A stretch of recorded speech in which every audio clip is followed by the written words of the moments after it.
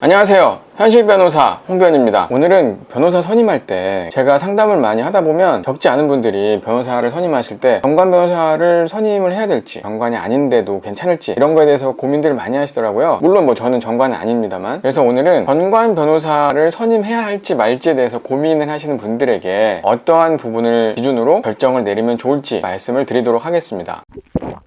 일단 기본적으로 전관 변호사가 무엇이냐에 대해서는 다 알고 계실 거지만 한 번 더 말씀을 드리면 판사, 검사, 변호사는 같은 시험을 통과해서 되잖아요. 그 시험을 통과하는 사람 중에 일부는 판사가 되고 일부는 검사가 되고 일부는 변호사가 되고 이렇게 나눠진단 말이에요. 근데 이제 판사나 검사가 된 사람들이라도 나중에 퇴직을 한 다음에 변호사로 활동을 할 수가 있습니다. 변호사가 되기 전에 판사나 검사의 경력이 있는 사람들을 보고 전관 변호사라고 하죠. 사실 많은 분들이 전관 변호사를 좀 더 선호하게 되는 이유는 우리나라에서 반드시 근절되어야 할 잘못된 전관 예우 때문인데요. 전관 예우라고 하면은 검사나 판사가 예전에 일을 했기 때문에 퇴직 후에도 여전히 같은 식구라고 이제 인식이 되는 거죠. 그래서 선배 입장에서 지금 내 사건을 처리하고 있는 검사나 판사한테 압력, 동료로서의 그런 회유나 습득이 들어가는 거죠. 그래서 우리 의뢰인에게 유리한 결과를 만들어내도록 하는 이런 거를 이제 소위 말하는 전관 예우라고 합니다. 사실 이런 행위는 좀 잘못된 행동인 거죠. 반드시 근절되어야 할 행위라고 저는 생각하는데 뉴스를 보다 보면 심심치 않게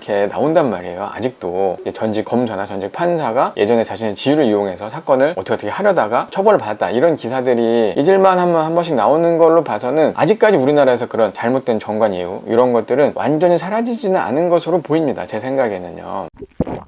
자, 그런데 이제 많은 분들이 고민을 하는 게 이런 부분입니다. 전관을 써서 어떻게 입금이 들어가서 사건을 좀 이길 수 있지 않을까 하는 것도 고민이 되지만 나는 일반 변호사를 썼는데, 나는 그냥 평범해 보이는 현실 변호사를 썼는데 상대방은 전관 변호사를 써가지고 저 전관 변호사가 재판부에 압력을 행사해가지고 내 사건이 내가 지게 되는 거 아닐까? 이제 이런 걱정들도 많이 하신단 말이에요. 그런 걱정에 대해서 제가 이제 확실히 드릴 수 있는 말씀이 있습니다. 전관 예우라고 하는 것도 사실은 전직 검사나 전직 판사가 범죄 행위를 저지르는 거잖아요. 그것도 현직 판사, 현직 검사와 짜고 범죄 행위를 저지르는 건데, 전관 예우 방법을 쓰는 사람이나 공모를 하는 현직 검사나 판사나 경찰이나 그런 길로 갈 때는 사실 인생을 걸고 하는 거잖아요. 자기가 그동안 쌓아놨던 명예, 부, 앞으로 내가 꾸준히 변호사로서 활동할 수 있는 그런 경력, 이런 것들을 짊어지고 불구덩이에 뛰어드는 거 아니겠습니까? 그러다 보니까 아무래도 그만한 가치가 있어야 되는 겁니다. 수임료로 우리 같은 일반인이 상상할 수 없는 그런 큰 돈, 아니면 큰 권력, 이권, 이런 것들이 보장이 돼야 되겠죠. 그래야만 그들이 인생을 걸고 그런 위험한 행동을 할 수 있게 되는 거 아니겠습니까? 그 대상이 된 사건 자체도 일반 서민과는 매우 동떨어진 커다란 돈, 권력, 이런 것들이 걸려있는 사건이겠죠. 짧게 말하면 사건 자체가 엄청나게 큰 무언가가 걸려있는 사건이 되는 거고, 사건을 처리해준 대가로 또 어마어마한 것들이 보장이 되어 있는 사건이어야만 전관들 입장에서도 자기 모든 것을 걸고 뛰어들 수가 있다는 거죠. 현직 판사, 현직 검사도 마찬가지고요. 하지만 이제 여러분들이 다 아시다시피 저 같은 변호사들은 굉장히 평범하잖아요. 일반 서민들 사건을 주로 처리하는 변호사고, 이제 그러다 보니 저한테 오시는 이제 고객분들도 그런 정치 권력이나 아니면 큰 돈이나 이런 거하고는 무관한 삶을 사시는 분들이 많단 말이에요. 그러다 보니까 이 방송을 보는 여러분들이 겪고 계신 사건들의 경우에는 그런 이제 전관 예우가 끼어들 여지는 거의 없다고 제가 말씀을 드릴 수가 있는 겁니다. 그렇기 때문에 내가 내 사건을 위해서 전관 변호사를 써서 입김을 넣어볼까 하는 것도 완전 잘못된 생각이고, 그렇게 될 수가 없는 거고요. 상대방이, 내 사건의 상대방이 슈퍼파워 전관을 써가지고 판사한테 압력을 넣어가지고 사건을 뒤집어버리면 어쩌지? 이런 걱정도 완전 잘못된 것이고요. 그런 걱정은 굳이 안 하셔도 된다,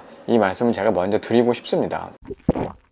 그러면은 이제 전관 변호사를 선임할 때 어떠한 이점과 어떠한 단점이 있는지를 알고 계셔야 될 거 아니에요. 그래야 이제 결정을 내릴 수가 있는 거니까. 사실 이제 전관 변호사의 이점이라는 거는 다들 알고 계시다시피 전관이라는 것 자체가 큰 이점 아니겠어요? 전관이라는 거는 이제 검찰에서, 법원에서, 경찰에서 일을 해본 사람이기 때문에 실제 그곳이 어떻게 돌아가는지 정확하게 알고 있을 거 아니에요. 정확한 상황 판단, 그리고 효율적인 대응, 이런 게 가능하겠죠. 그리고 예를 들면은 검찰이 좋아하는 양식이라던가 판사들이 선호하는 그런 양식, 일처리 방식, 증거 제출 방법, 이런 것들을 알고 있을 수가 있기 때문에 그거 자체로 굉장한 이점이 될 수 있습니다. 그리고 이제 전관이라는 것 자체가 연수원이나 변호사 시험 성적, 로스쿨에서의 성적이 굉장히 좋았다는 걸 의미하잖아요. 성적이 좋았다는 거는 아무래도 법률 실력이 뛰어난 거를 보여주는 거고, 그러다 보니까 전관 변호사라고 하면은 법률 실력만큼은 깔고 간다, 이런 장점이 있을 수가 있습니다.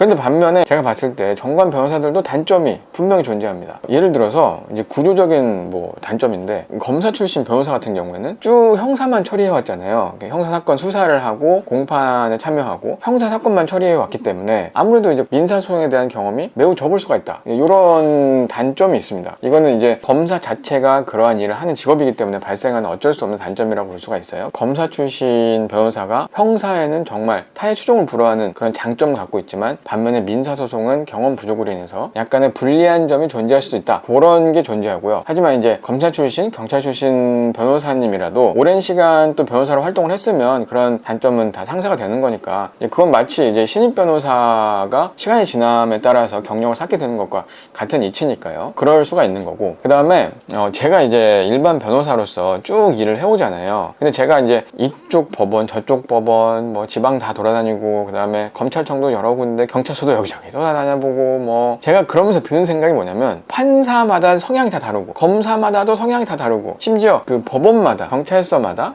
관할 검찰청마다 이 일을 처리하는 그런 구조가 조금씩 다르다는 걸 제가 항상 느끼고 있거든요. 그 중에서도 개개인마다 약간 성향이 다 다르고 그러단 말이에요. 여기서는 분명히 이렇게 했는데, 저희가 똑같은 걸 했는데 욕을 먹었어. 뭐 그럼 내가 왜 그럴지 막 이런 반성을 하면서 이제 어떻게든 현재 이 사건을 처리하고 있는 판사님이나 검사님이나 뭐 경찰 수사관님이나 그런 분들한테 잘 맞추려고 노력을 하게 되고, 이제 그런 것들이 이제 몸에 밴단 말이에요. 이제 오래 변호사 생활을 하신 분들은 다 뭐 마찬가지일 텐데, 그래서 이제 세게 나갈 때는 좀 세게 나가지만 좀 눈치 봐서 아니다 싶을 때는 넙죽 엎드리기도 하고 맞춰 나가는 경향이 있는데, 정관 변호사님들 같은 경우에는 본인이 직접 일을 했지만 동료 판사나 검사나 경찰들이 어떻게 일을 하는지는 직접 부딪혀본 일은 없잖아요. 얘기는 할 수 있지만 오래 일하시면 일하실수록 자기가 사건을 처리하는 그런 방식들이 약간 정형화되기 마련이거든요. 그러다 보니까 이제 그것들을 기준으로 삼기 시작하면은 그런 스타일과 맞지 않는 뭐 다른 재판부나 안 그러면 다른 검사님들한테 아무래도 약간의 그런 불편함이 있을 수가 있겠죠. 그러니까 요약하면은 업무적인 융통성이 떨어질 수 있다, 뭐 이런 건데요. 이게 같은 맥락에서 저희 같은 변호사들은 사실 사건을 처리하는데 자존심을 약간 내려놓고 일하거든요. 정관 변호사님들은 아무래도 나의 사건을 처리하고 있는 검사나 판사가 나보다 만약에 후배라 그러면 자존심이 남아있을 가능성이 있기 때문에 내려놓고 엎드리기가 약간 껄끄럽다거나, 안 그러면은 이제 의뢰인이 정석에서 벗어난 것들을 요구할 때 계속 해주다 보면은 재판부나 검사나 뭐 이런 분들이 되게 실력 없는 변호사로 인식할 수가 있기 때문에 그런 것들에 대해서 조금 유연하지 못하게 대처할 수가 있다. 업무적인 융통성이 조금 떨어질 수 있다는 개인적인 의견을 갖고 있습니다. 그런 것도 단점이라면 단점 될 수 있고요. 근데 이제 뭐 이런 것들은 약간 사소한 것들이고, 사실은 정관 변호사의 가장 큰 단점이라고 하면은 아무래도 가격이겠죠. 저 같은 일반 변호사에 비해서 정관 변호사들은 기본적으로 가격들이 많이 비쌉니다. 뭐 제가 봤을 때는 최소한 두세 배 정도는 차이가 나는 것 같아요. 기본적인 가격에서부터. 아무래도 그러다 보니까 이제 접근성이 많이 떨어진다는 가격적인 단점이 있습니다. 사실 가격이 동일하다면 정관 변호사를 선택 안 할 이유가 없습니다. 근데 이제 가격이 차이가 많이 나다 보니까 고민을 많이 하시게 되는 것 같더라고요.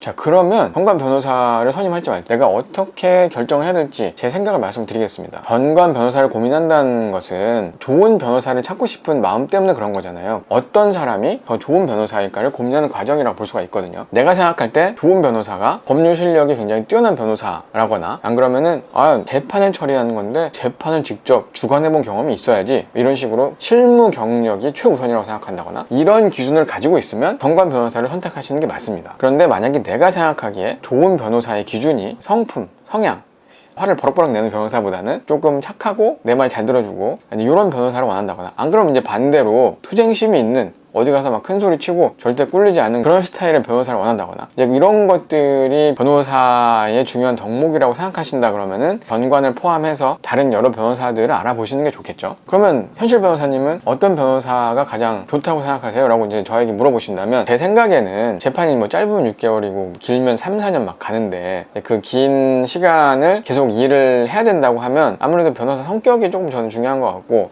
소통 능력이나 뭐 성격, 그런 것들이 좀 중요하지 않을까, 저는 이제 그런 생각을 가지고 있고요. 이런 것들 의뢰인마다 다 다르니까요. 그리고 성격이라는 것도 일률적으로 생각할 수가 없는 거고, 어떤 의뢰인하고는 잘 맞는데 어떤 의뢰인하고는 또 안 맞는 경우가 있을 수가 있는 거고, 그리고 뭐 일처리 스타일이라든지 글쓰기 방법이라든지 이런 것들이 정말 의뢰인에 따라서 천차만별로 갈리기 때문에 딱 잘라서 말씀을 드릴 수가 없겠지만, 뭐 그래도 인성이 좀 중요하다, 저는 이제 그런 말씀을 드리고 싶습니다. 다음번에 더 좋은 영상으로 찾아오겠습니다.